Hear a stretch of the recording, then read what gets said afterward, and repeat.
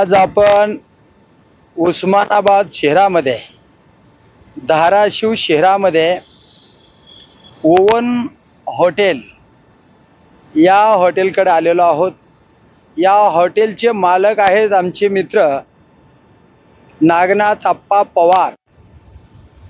या पवार साहेबांनी ग्रामीण भागातून जीवन पुढे कसं आणायचं आणि अत्यंत चांगल्या पद्धतीने जीवन कसं सेटल करायचं आहे हा विचार ग्रामीण भागातून केला। मध्यम परिस्थिती असताना आपण या जीवनाकडे कसं वळायचं ही त्यांनी थोडक्यात मला सांगितलं। त्यांनी काही दिवस दुधाचा व्यवसाय केला। त्यांना लिटरच्या पाठीमागे 25च पैसे मिळत होते आणि दूध पहाटे घेऊन ते मुरुडला जाऊन घालायचे। त्याच्यात 25 पैशाने एक 20-30 लिटर जर दूध विकलं तर त्यांना 7-7.5-10 रुपये मिळायचे। अशी कंडिशन भोगत भोगत पुन्हा काय दिवस त्यांनी बेंबळीला दूध घातलं, तिथेही त्यांची परिस्थिती तशी 10-12 रुपयावर। पुढं चालून त्यांनी किराणा दुकान टाकलं, पुन्हा हॉटेल टाकलं, पुन्हा त्यांनी उद्योग चालू केला। त्यांनी मग पुन्हा हॉटेलच्या व्यवसायामध्ये शिरले गेले आणि हॉटेलचा व्यवसाय करीत करीतच मग ते राजकारणाकडे गेले। त्यांचं समाजकार्य 15 वर्ष, सतत 15 वर्ष समाजकार्य, पुन्हा काही दिवस राजकारण। यांच्या आयुष्यामध्ये फक्त 10 ते 15% राजकारण, 80% समाजकारण आणि 5% उद्योग, अशा पद्धतीचं जीवन त्यांचं आहे। त्यांना समाजसेवेची आवड आहे आणि सर्वसामान्य गोरगरीब जनतेच्या कामाला पडणे म्हणजेच खरी ईश्वर सेवा आहे। ते सांगत असतात, मी डॉक्टर पद्मसिंह पाटलांचा आदर्श घेऊन, राणा जगदीशसिंह पाटलांचा आदर्श घेऊन मी माझ्या जीवनाची सुरुवात केलेली आहे। ते म्हणतात, जनसेवा हेच ईश्वर सेवा डॉक्टर पद्मसिंह पाटलांचं वाक्य आहे आणि त्या वाक्याला अनुसरून मी सुद्धा जनसेवा हीच ईश्वर सेवा या माध्यमातून जीवन जगत आहे आणि मी इथपर्यंत आलोय। आता आपण त्यांनाच विचारूया की त्यांनी जीवन कसं घडवलं आणि ते इथपर्यंत कसे आले। आता ओवन हॉटेलचे मालक आहेत ते, अशी 3री शाखा आहे त्यांची। याच्या अगोदर त्यांच्या 2 शाखा आहेत। ते कोणत्या 2 शाखा आणि या ओवन हॉटेलपर्यंत कसे आले आणि आज समाजकार्य, राजकारण आणि उद्योग या तिन्हीचा समूह झालाय। आपण त्यांना विचारूया, कसं काय म्हणता आप्पा, कशा पद्धतीने जीवन तुम्ही जगतात? बळा चला आधी आपण बोलत तुम्ही जसं म्हणताय तसं पहिलं काय केलं माहितीये का, समाजकारण करत करतच गावात 4 गावात आपला म्हणजे समाजकारणाचा चांगला भाग असल्यामुळं तर आपण राजकारणात पडायचं। ग्रामपंचायतला पहिल्या सुरूला उभा राहिल्यानंतर आपण ग्रामपंचायतला निवडून आल्यावर आपण डॉक्टर पद्मसिंहजी पाटील साहेब यांच्या सोबत असल्यामुळं आपल्याला त्याच्यातून राजकारणाचा, साहेबाचं कर्तव्य, साहेबाचं मार्गदर्शन हे आम्हाला सारखं आवडायचं आणि आम्ही साहेबासोबत राहूनच आम्हाला जास्त राजकारणाची, समाजकारणाची जास्त गोडी लागली। कुठलंही काम आणि कुठलाही प्रश्न साहेबाच्या पुढे जर आम्ही सांगितला तर साहेबांनी कधीही माघार करायचा नाही आणि त्याच्यातून आम्ही सतत त्यांच्या सोबत राहण्यानं किंवा आम्हाला सतत त्यांनी आमच्या प्रश्नाला उत्तर देऊन आमचे प्रश्न सोडविल्यानं आम्हाला जास्तच राजकारणाची गोडी लागत गेली। किती कोणत्या वर्षामध्ये साधारणपणे तुम्ही तुमच्या तारुणपणामध्ये कोणत्या वयोवर्षामध्ये तुम्ही दादांच्या वडिलांसोबत म्हणजे डॉक्टर पद्मसिंह पाटलासोबत जुडलात? कशी परिस्थिती होती? तो काळ कसा होता?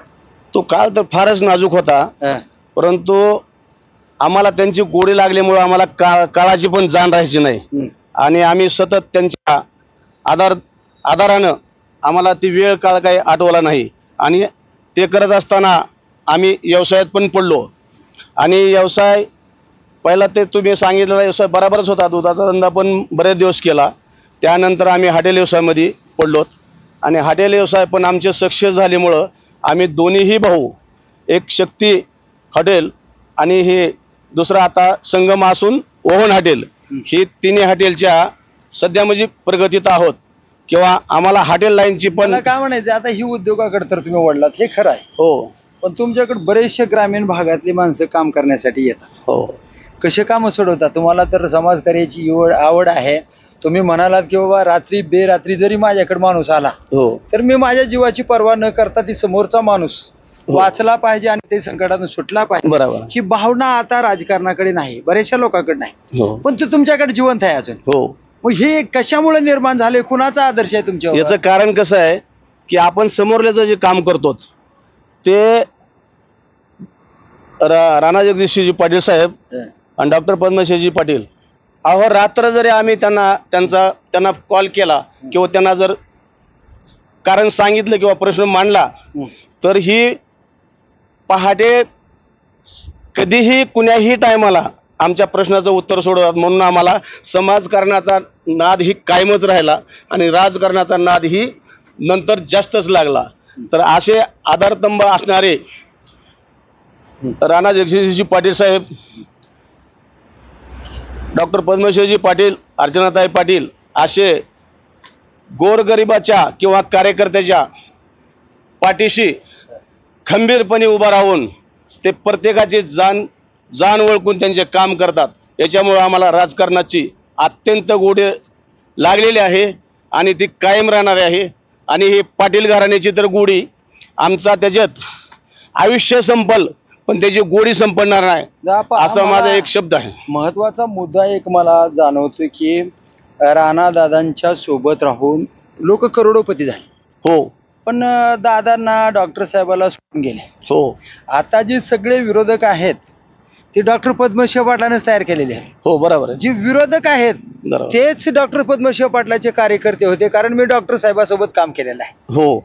मी 1985 डॉक्टर पद्मश्री पाटलाला अण्णाभाऊ साठे चौकाकडे आणलं होतं. बरोबर. त्या ठिकाणी बेवारस असणारी मडे जे असते तिकडे आणून टाकत होते. हो. आणि ती वस्ती बसवली आमचे बंधू मारुती लोंढे, विनायक कांबळे, गुणवंत कांबळे. बरोबर. त्यावेळेस डॉक्टर साहेबाला आणलं होतं तिकडे झोपडपट्टी गोरगरीबाला नाही म्हणून. हो. तर पद्मश्री पाटलांनी एकाच दिवशी 180 पोल उभा केले होते त्या ठिकाणी. हो. आणि लाईटची सोय केली, कारण ती ऊर्जा मंत्री होते.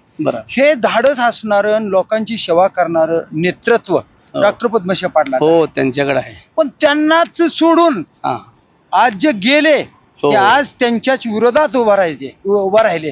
काय म्हणायचं याला?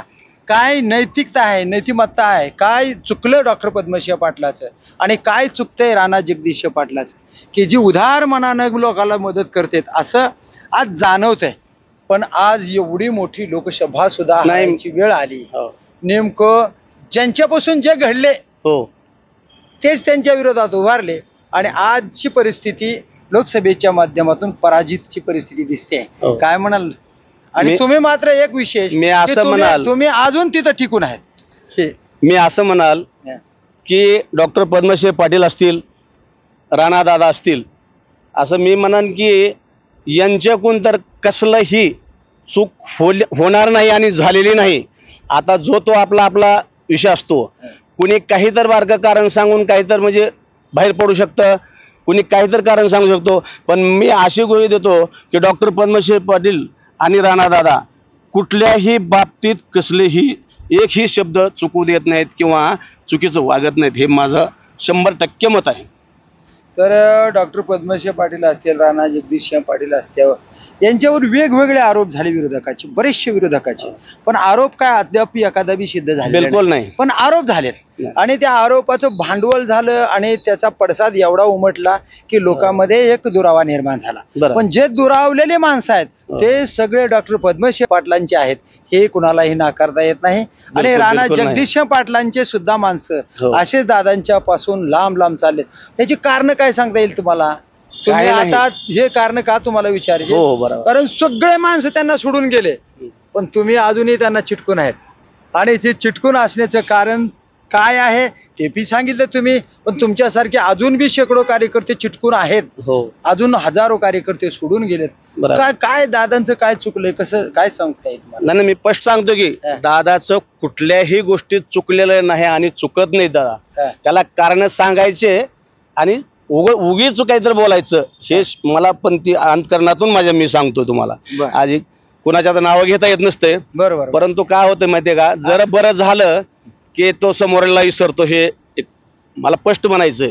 मग ते कुणी असेल, मला तर कुणाचं नाव घेऊन सांगायचं नाही, याचा अर्थच तसा होतो की मी माझ्या अंतकरणातून शेवटपर्यंत बोलणार आणि कधीही बोलणार. परंतु राणा जगदीश पाटील साहेब आणि डॉक्टर पद्मश्री पाटील साहेब आणि अर्चनाताई पाटील यांच्या कधीही तोंडातून शब्द चुकीचा जात नाही, मी स्वतः गृहीत देतो. आता लोकांचं म्हणणं आहे की बाबा धाराशिव शहरासाठी किंवा जिल्ह्यासाठी डॉक्टर पद्मश्री पाटील 40-42 वर्षे उस्मानाबादला मग कॅबिनेट मंत्री होते, मंत्री महोदय होते, आमदार होते, पण तरुण पोरावाच्या हाताला काम मिळेल असा एखादाही उद्योग उस्मानाबादला आणलेला नाही. मग ज्यांनी आरोप केला त्यांनी पण आतापर्यंत आणलेला नाही. पण लोकांचा आरोप आहे किंवा 40-42 वर्षे जे सत्ता भोगतात त्यांना तुम्ही विचारत नाहीत, पण आम्हाला विचारतात. मग तशा चुका दादाकडून, डॉक्टर साहेबाकडून झाल्या नाहीत असं म्हणता येईल का? हो, चुका झाल्या नाहीत तर 100% म्हणता येईल. कारण जेवढं काय उस्मानाबादला पहिला जे काय विकास झालाय तो डॉक्टर पद्मश्री पाटलाच्या माध्यमातून झालाय आणि आता नंतर बी चालू आहे.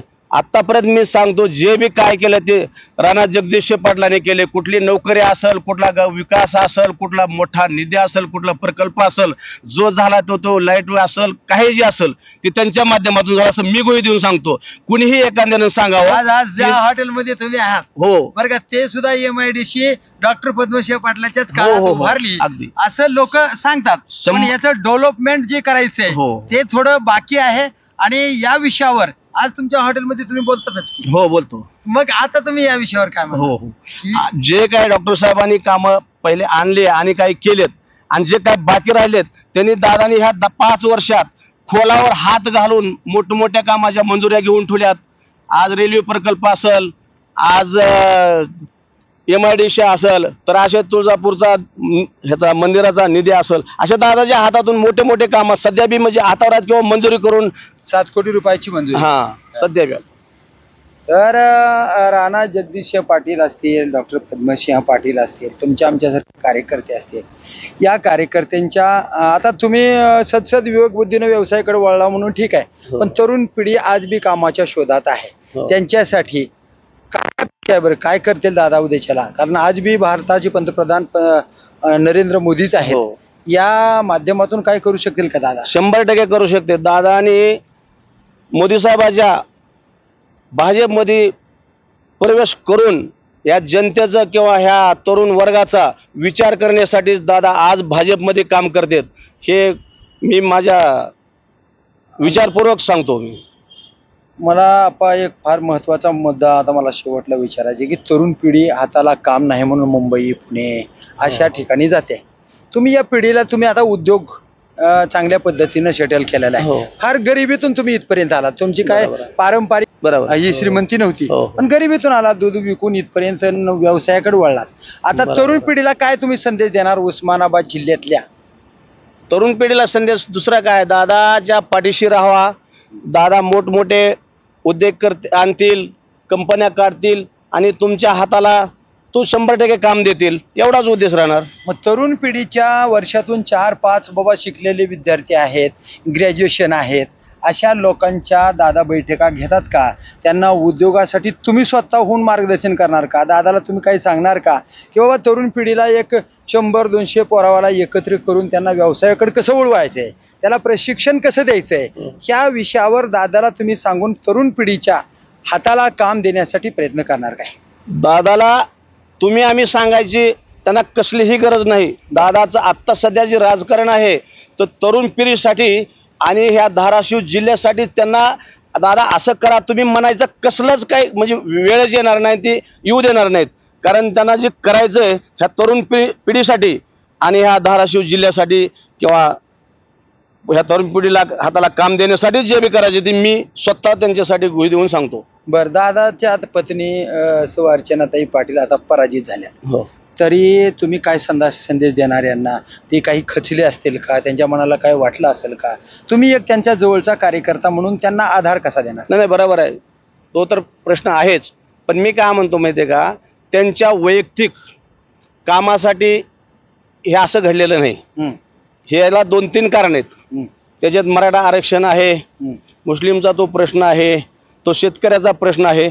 असं शेतकरी त्या मोदीसाठी समजा नाराज होऊन हे प्रकार घडला, मुस्लिमचा वेगळाच प्रश्न राहिला, मराठा आरक्षणाचा वेगळाच राहिला, असा तीन प्रश्नामुळे हे असं घडलंय. तर त्यांना संविधानाचा पण मुद्दा आहेच. तर अशा ह्या 3-4 मुद्द्यावर त्यांना म्हणजे हे घडू शकलंय. तर ते नाराज तर होणारच, पण मी सांगतो की जनतेने पुन्हा विचार करावा काय, आणि यांच्याच पाठीशी राहून याच्यापेक्षा बी आपण की चांगलं कार्य दादा करणार आहेत आणि करतील हे 100% समजून तरुण पिढीनं सुद्धा दादाच्या पाठीमागे राहावं असे मी गृहीत धरतो. तर हे आहेत नागनाथ आप्पा पवार. हे मेंढेचे आहेत, गुगीचे आहेत, गुगी मेंढ्याचे आहेत, गुगीचे आहेत.